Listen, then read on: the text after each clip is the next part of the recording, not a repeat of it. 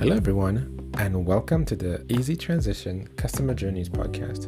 In this podcast, we help you grow your business by focusing on your customer journey, which aligns marketing, sales, and customer service. I'm your host, Darren Cato, and I'm flying solo today. Let's get started.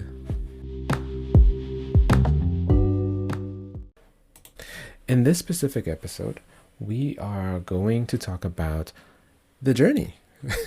This is called the Customer Journeys podcast, and we've never really went through the entire journey. Our customer journey is going to focus on local businesses. So yeah, there's different kinds of journeys and different kind of journeys customers go through, but we're looking specifically at local mom and pop in your community businesses. So let's say you have a brick and mortar and you're serving local clients, whether it's B2B or B2C, they're local clients in your community, a franchise owner, but you are serving your local community. This is who we focus on. So our journey has 5 phases. And what we'll do is that we'll go through this customer journey today, and we'll just talk about the different stages. And then in subsequent episodes, we can dive into each phase. We can talk about implementation. We can talk about how each stage affects your business. But for now, let's just identify the phases so that we're on the same page. So let's start with the first phase. The first phase is awareness. There's 5 phases. The first stage is awareness.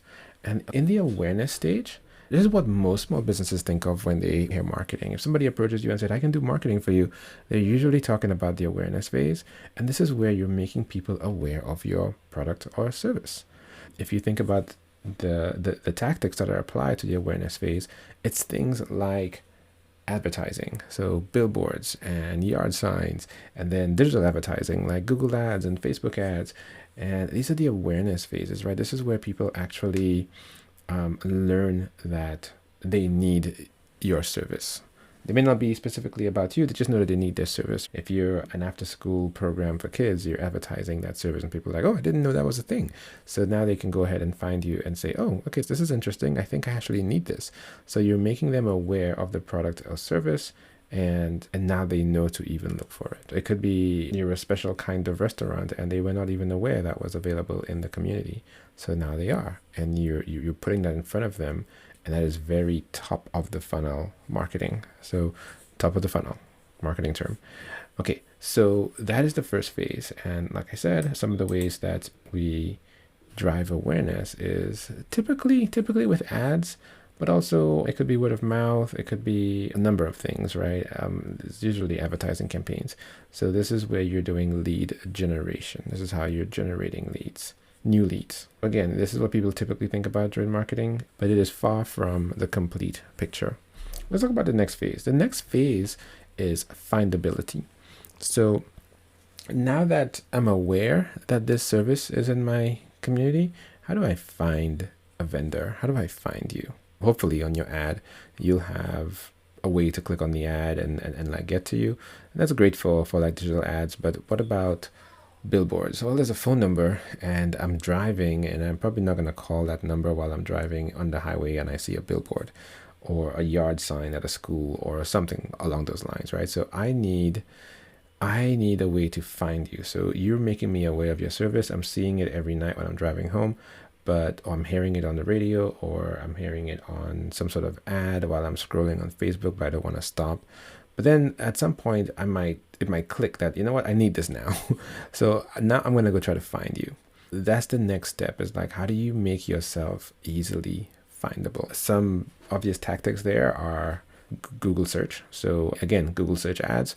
It could be optimizing your Google My Business, which is huge. I mean, tons of people find us on Google My Business. SEO. A lot of people tend to reach out about SEO, search engine optimization, which will allow your website to bubble up to the top of Google for certain keywords, and that makes you very, very, very, very findable. Also, business listings. So getting in as many local business listings as possible for your niche, for your industry, for your product, so that when people are searching, they may be searching a specialized list so they can actually find your service.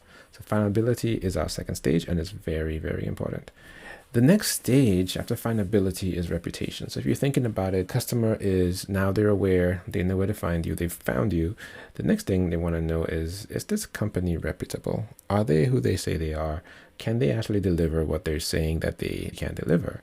How do you do reputation? How do you make sure that customers searching for you are finding a reputable company? Well, there's some of the obvious things like Google reviews, Yelp reviews. That's really the obvious way to go if you're looking at reputation. Is like you want to make sure you have 5 stars or close to 5 stars on all these services, and you want to make sure that you have a lot of reviews on these services, so and also timely reviews. But reputation is not just all about reviews, it's also about what people are saying about you. So can I find information out in the community, or even online, like blog posts where somebody's talking about you? Is it word of mouth? Is somebody gonna leave your, let's say it's a restaurant, leave your restaurant and then go out into the community and say, man, this is the best lunch I've ever had. You should go to that spot. Are they going to jump on a podcast and say good things about you? Are they going to tell their friends and their neighbors? Are they going to put a car magnet on their car, which actually represents your brand? Right. So this is really your reputation. If somebody's like speaking up for you for nothing, like they're not getting paid or whatever, and they're speaking up for you, again, that goes into the last part, but people are seeing this. Right. So you want to make sure that you're providing good customer service so that the comments that are coming from others are showing your reputation is great. Reputation also goes beyond just people leaving comments and advocacy. It also speaks to your level of professionalism. So if I come to your website and it's not well put together, I'm probably not going to buy from you. I mean, some people will, some people may never go to your website. But if you're looking at doing online marketing and somebody's coming to your website and the website is just not well put together, it looks like it was built in the 80s, even if they didn't have websites back then, or you're coming and it's not a secure site. You're seeing the little padlock in the top left corner of your browser says not secure, or it's not really easy to navigate. Well, all that stuff talks about your reputation. If they're calling your business and nobody's answering the phone and they're not getting called back, that's a reputation issue. We could show you how to set up your phone systems, because sometimes you can't hire somebody just to sit there and take calls all day, but being able to automatically text back somebody when they call you and you missed a call so that you have a queue and you can go in and call back, or you can move that conversation to text. All of these things helps your reputation because it's good customer service, especially when somebody's initially contacting your business. That's a lot about reputation. We see it's not just about reviews. There's a lot of stuff that comes with reputation. Then the next step is conversions. I like to call it interaction and conversions. This is when the end user has decided, you know what, I want to do business with this company. So now they're going to reach out to you. Okay. So how do you make it easy for them to reach out to you? On your website, is there a phone number? Is there a chat widget? Is there a form or something that they can reach out to you? If they need to book a meeting with you, do you have a calendar, or are you asking them to fill out a form and then you got to call them back and get a date? Can they self-book a meeting with you? Can they make a purchase directly on your website? That's super important. Can they go to your website, make a purchase, and it's not a complicated process? They don't get sent off to a third-party site and come back that they can't trust. So all these things really help with your conversions. This is where you are collecting money at this point. You're essentially trying to convert this lead into a customer. That's one part of it. This is lead conversion. But another part of it is lead nurturing. You know that person wants to do business with you. Are you collecting their information as early as possible? Let's say they decide to come to your website but not actually take action. Are you collecting their information, and then are you sending them messages, relevant, helpful messages, to nurture them into doing business with you at some point? This is very important. That's the interaction piece before the conversion. So sometimes the conversion doesn't happen right away for whatever reason. They may be busy. They may be on Facebook and just scrolling away, or something happens in life where they're just not ready to actually pull out their credit card and make a purchase yet. So you need to grab their information as soon as possible, and you need to remind them why it's important to make a purchase with you. So that's our conversion phase, and there are lots of things we can do to improve conversions in your business. And the final stage, we kind of already touched on it in reputation. The final stage is our advocacy phase. So this is where somebody comes and they've done business with you. They've actually converted, and it's not done. You don't just convert them and sell them something and have them go on their way. You want to create an advocacy program. You want to make sure that they are talking about you, because that gives you free advertising, and it's very powerful. It's like advertising you don't have to pay for, which is amazing. If your customers can serve as advocates and they can talk about you, that's going to improve your business significantly. How do you do that? Well, there's a number of ways. Just simply asking them to leave a review. And most times, small businesses forget to ask to leave a review. It's something that's just not top of mind. And it takes time. Imagine if you had to ask every single customer manually to leave you a review. It becomes work. So we always recommend that you automate this, and we have the tools to actually help you automate this in your business. In fact, we recommend putting out an NPS style survey before asking them to leave a review. That way you will only send the review request to the ones who actually have something good to say about your business, right? You only want 5 stars. This is just one way to deal with advocacy, but there are many other ways you can do advocacy as well. You could share customer stories on your social media with their permission, of course. You can share some of the good stories and paint a picture for your future customers by showing some of the successes that your existing customers have. In fact, every review you get on Yelp or Google, you should be sharing that on social media as well and telling a story there. Using customer data in your sales and marketing process in other phases of your journey. Advocacy can actually blend into every other phase of your customer journey.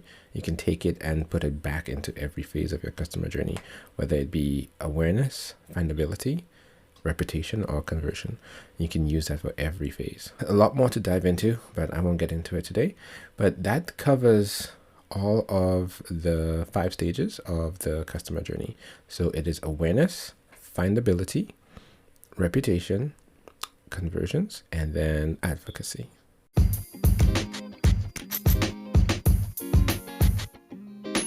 We're going to talk more about the local customer journey in future episodes. In fact, next episode, I want to get into how to implement this and what order to implement this, because the order actually matters, because you can waste a lot of time and money if you go in the wrong order.